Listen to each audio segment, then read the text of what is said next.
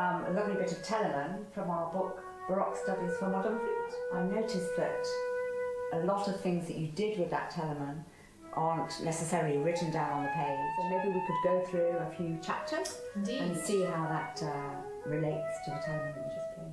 I think the most important thing in this teleman piece is to recognise that it's in 3/4. If I was teaching it, I would suggest that maybe before we tackle any of the ornaments, any of the styles, have this sort of exercise which is in the book of just having all 3 beats slightly different.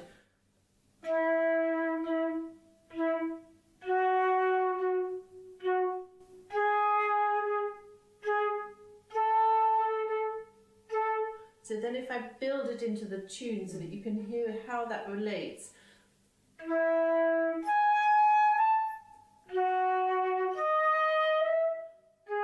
Fundamental aspects of performing Baroque music on the modern flute seems to be the tasteful use of vibrato.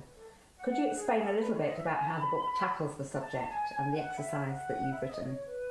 Yes, vibrato was used very much as an ornament in Baroque times. We have many quotes from the Baroque era talking about the ornament of vibrato.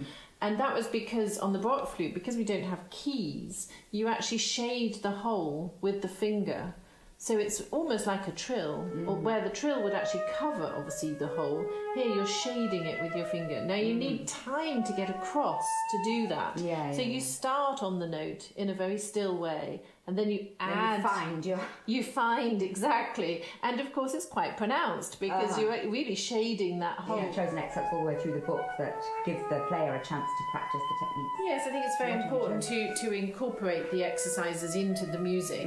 And the pieces that I've chosen for this specific study are the Bach E minor, 3rd movement, Handel 3rd movements. These are movements that start with long notes. So it gives you the time, for example, in the Bach.